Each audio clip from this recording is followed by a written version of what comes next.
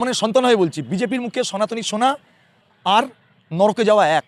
কে ঠিকাদারি দিয়েছে? আমি তো সনাতনী, আমি ব্রাহ্মণের ছেলে, আমি গাঙ্গুলি ব্রাহ্মণের ছেলে, আমি বিজেপিকে ঠিকাদারি দিইনি। বিজেপির চেয়ে অনেক বড় সনাতনী আমি। কোন বিজেপি সনাতনী কথা বলছেন? আপনি ভালো কথা বললেন।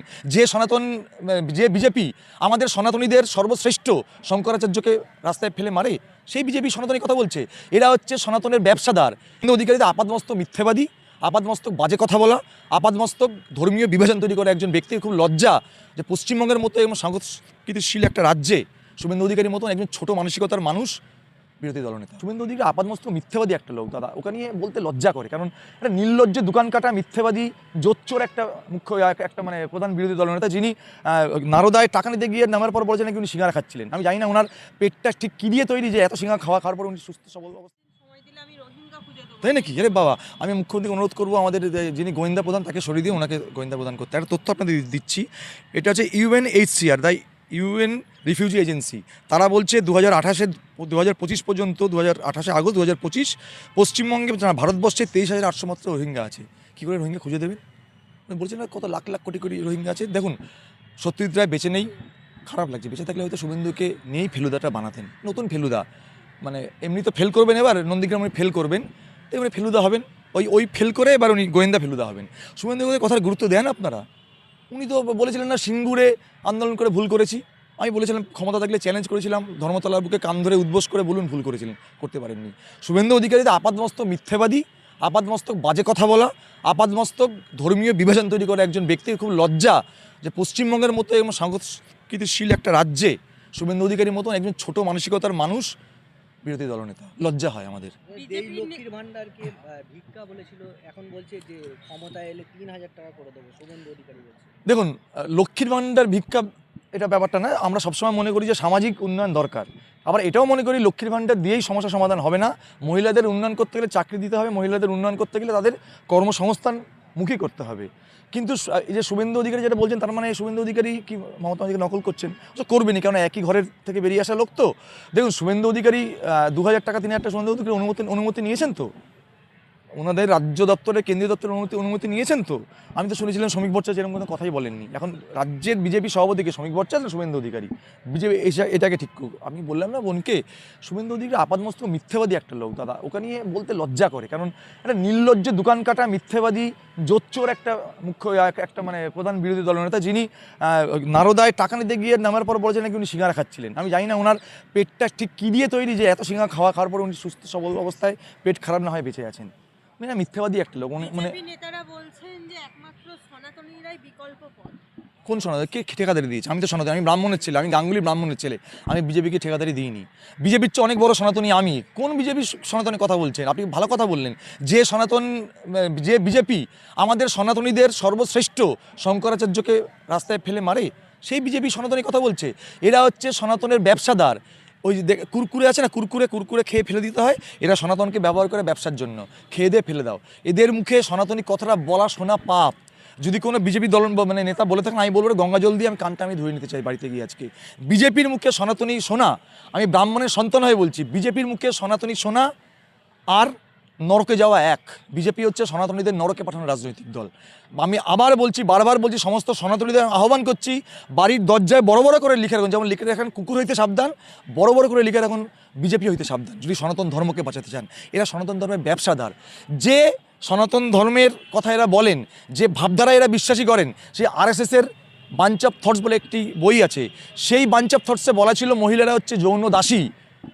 যে গোয়ালকার বলেছিলেন, যে গোয়ালকার সনাতনে বড় বড় বুকুনি দেয়, সে গোয়ালকার বলেছিলেন মহিলারা, হিন্দু মহিলারা যৌন দাসী। আমাদের মহিলারা যৌন দাসী, আমাদের মহিলারা মা দুর্গা, আমাদের মহিলারা যৌন দাসী নন। সেটা বিজেপি এখনও বোঝেনি। আসলে বিজেপির ডিএনএতে মিথ্যাবাদী, বিজেপির ডিএনএতে হিন্দু ধর্মকে বিক্রি করে ক্ষমতায় টিকে থাকা। ওই অপদার্থ নরেন্দ্র মোদী, ওই অপদার্থ যোগী আদিত্যনাথ, অপদার্থ শুভেন্দু অধিকারী যেদিনকে বুঝবেন, সনাতনের মিথ্যে বাতেলাবাজি দেবেন না।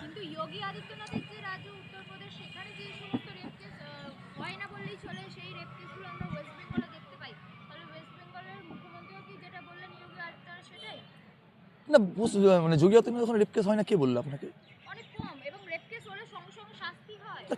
এটা আপনাকে কে বললো? না না, আচ্ছা, মানে একটা রাজ্যের উন্নয়ন কি শুধু রেপ দিয়ে হয় নাকি? না, কে বললো মহিলা রাজ্যের? একটা রাজ্যের মানুষ রাজ্যের মেরুদণ্ড। মহিলাদের রাজ্যে মহিলাদের রেপ না করলেই সেই রাজ্য মারাত্মক ভালো, আর মহিলারা রেপ হলেই সেই রাজ্য খুব খারাপ, সেরকম ব্যাপার নয়। অবশ্যই অপরাধ, সে অপরাধ দেখুন আমি আবার বলছি, মমতা বন্দ্যোপাধ্যায়ের সঙ্গে যোগী আদিত্যনাথের একটা পার্থক্য আছে, একবারই বলছি না আমি, কারণ এটা তো ভাই বোন, নরেন্দ্র মোদী আর মমতা বন্দ্যোপাধ্যায় ভাই বোন, সেটা নিয়ে কোনো রকম ডিফারেন্স নেই। কিন্তু তাই বলে যে যোগী আদিত্যনাথের এই ধর্মীয় মেরুকরণ করছেন বলে মমতা বন্দ্যোপাধ্যায় খারাপ ভালো, এই প্রশ্নে আমি যাচ্ছি না। আমি আবার বললাম, মেরুকরণের রাজনীতিতে মমতা বন্দ্যোপাধ্যায় যোগী আদিত্যনাথের কোনো পার্থক্য নেই। আমি শুধু বলতে চাইছি, ভারতীয় জনতা পার্টি সনাতনের কথা হয়তো মুখে না বলেন, আমি মনে করি যে যে ভারতীয় জনতা পার্টির নেতারা সনাতনের কথা বলবে তাদের গালে দুটো করে থাপ্পড় মারা উচিত।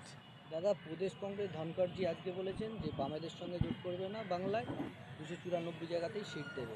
প্রদেশ একাই লড়বে। প্রদেশ কংগ্রেস প্রদেশ সভাপতি, হ্যাঁ, এটা আমাদের সিদ্ধান্ত হয়ে আছে, তো কেন আমাদের সঙ্গে জোট করতে ব্যাপার নেই আমাদের। দেখুন, বিজেপির সুবিধা করতে ওর কেন বিজেপি সুবিধা করে দেবে?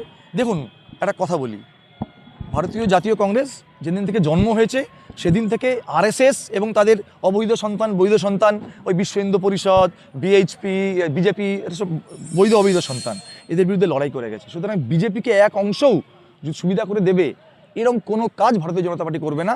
অন্যান্য রাজনৈতিক দল বিজেপির পাঠানো গুপ্ত সৈনিকদেরকে গুপ্ত শত্রুদেরকে দলে লালন পালন করে, ভারতীয় জনতা পার্টি বিজেপির পাঠানো গুপ্ত সৈনিকদেরকে গুপ্ত শত্রুদেরকে দল থেকে বার করে দেয়। এটা একটা, যারা ভাবছেন এরকম করছেন তাদের বলবো জ্যামিতি করা ছেড়ে দিন, অঙ্ক করা ছেড়ে দিন, আর হচ্ছে অ্যারিথমেটিক ভুলে যান। ভারতীয় জনতা পার্টির বিরুদ্ধে যদি গোটা ভারতবর্ষে লড়াই করে জাতীয় কংগ্রেস করে, তৃণমূল কংগ্রেস ভারতীয় জনতা পার্টিকে সাহায্যের হাত বাড়িয়ে দিয়েছিলেন, ভারতীয় জনতা পার্টিকে তৃণমূল কংগ্রেস মালা দিয়ে বরণ করেছিলেন, তৃণমূল কংগ্রেস ভারতীয় জনতা পার্টি সরকারের মন্ত্রী ছিলেন।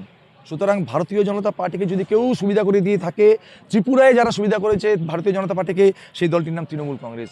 গোয়াতে যারা ভারতীয় জনতা পার্টিকে সুবিধা করেছে সেই দলটির নাম তৃণমূল কংগ্রেস। মেঘালয়তে যারা ভারতীয় জনতা পার্টিকে সুবিধা করেছেন সেই দলটির নাম তৃণমূল কংগ্রেস। সুতরাং বিজেপির বিরুদ্ধে যদি কেউ লড়ে থাকে এবং আজীবন যদি কেউ লড়ে থাকে সেই দলটির নাম কংগ্রেস। কেন্দ্রীয় কংগ্রেসের সঙ্গে মমতা ব্যানার্জি আঁতাত দেখা যায়, কিন্তু রাজ্যে এত বিরোধিতা কেন? কোথায় আতাত দেখা যায়? মানে আতাত কোন দিক দিয়ে দেখতে পাচ্ছেন? মমতা বন্দ্যোপাধ্যায় কি গিয়ে মানে সোনিয়া গান্ধীর সাথে কথা বললেই আতাত হয়ে গেল? এটা এই যুক্তি কারা দিচ্ছে বলুন তো? মমতা বন্দ্যোপাধ্যায়ের সঙ্গে সোনিয়া গান্ধীদের বা মানে কেন্দ্রীয় কংগ্রেস আতাত আছে? কোনো আতাত নেই। কালকে যে সভা থেকে সিদ্ধান্ত হচ্ছে আমরা 294 আসনে লড়বো, সেই সভায় আমাদের সর্বভারতীয় সভাপতি মল্লিকার্জুন খার্গে, আমাদের নেতা বিরোধী দলনেতা রাহুল গান্ধী, আমাদের অর্গানাইজিং জেনারেল সেক্রেটারি কেসি বেণুগোপাল, আমাদের যারা রাজ্যের যিনি পর্যবেক্ষক গুলাম মীর সাহেব, সিডাব্লিউসি মেম্বার অজিত চৌধুরী, সবাই উপস্থিত ছিলেন। এরা কেন্দ্রীয় নেতা নয়? তো এরা সর্বভারতীয় সিদ্ধান্ত নিয়ে যে তৃণমূলের বিরুদ্ধে সমান লড়াই লড়তে হবে, এরকম কোনো ব্যাপার নেই। এটা ভুল ধারণা। মমতা বন্দ্যোপাধ্যায়ের সঙ্গে কোনো লড়াই আমাদের নেই।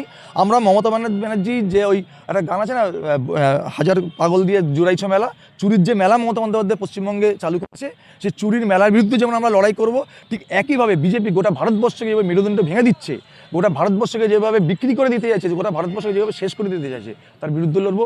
তৃতীয়ত হচ্ছে, এক নতুন যে সাম্প্রদায়িক শক্তি খাড়া হয়েছে, সেই সাম্প্রদায়িক শক্তিকে দোসর করে যে বা যারা এমএলএ এমপি হওয়ার স্বপ্ন দেখছেন তাদের বিরুদ্ধে আমরা লড়বো। হুমায়ুন কবির তো বলছে কিং মেকার হবে 26শে বিধানসভা। উনি কিংকং হবেন, কিংকং হবেন, কিংকং।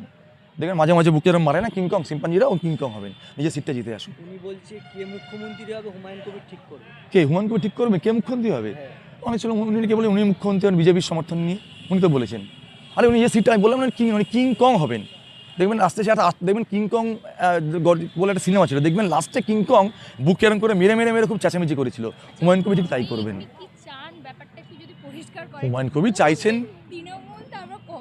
না না না না মাঝখানে বিজেপি, উনি বিজেপির লোকসভার প্রার্থী ছিলেন। উনি মানে উনি চাইছেন যে বিজেপির কাছে টাকা পয়সা নিয়েছেন, নিয়ে এখন টাকাটা খরচা করতে হবে, এই বাবরি মসজিদের নাম করে ভারতবর্ষে পশ্চিমবঙ্গের বুকে একটা দাঙ্গা লাগিয়ে দাও, এবং দাঙ্গা লাগিয়ে যদি কিছু ওই লুটে পুটে নেয়, যদি চেটে পুটে খাই লুটে পুটে নেয় মা। হুমায়ুন কবির হচ্ছে ওই চেটে পুটে খাই লুটে পুটে নেয় আমার কাজ করছেন। এটা তো প্রশ্ন, কেন বাবরি মসজিদ? দেখুন না, দেখুন কি না মসজিদ তৈরি করা যেত সে তো করতেই পারে, কোনো যে কোনো মসজিদ কে কার নামে তৈরি করবে সেটা তাদের ব্যাপার। কিন্তু মসজিদ তৈরি করতে গিয়ে দেখুন, আমরা যেমন মসজিদ বা মন্দির কোনোটাই বলছি তৈরি করার দরকার নেই, তার বদলে হসপিটাল তৈরি করুন, তার বদলে মুসলিম মেয়েদের লেখাপড়া করান, মুসলিম ছেলেদের কর্মসংস্থানের ব্যবস্থা করুন। মন্দির মসজিদ করে কি হবে? আল্লাহ ঈশ্বর সবার বুকে থাকে, সবাই হৃদয়ে থাকে, তার জন্য আলাদা মন্দির মসজিদ লাগে না।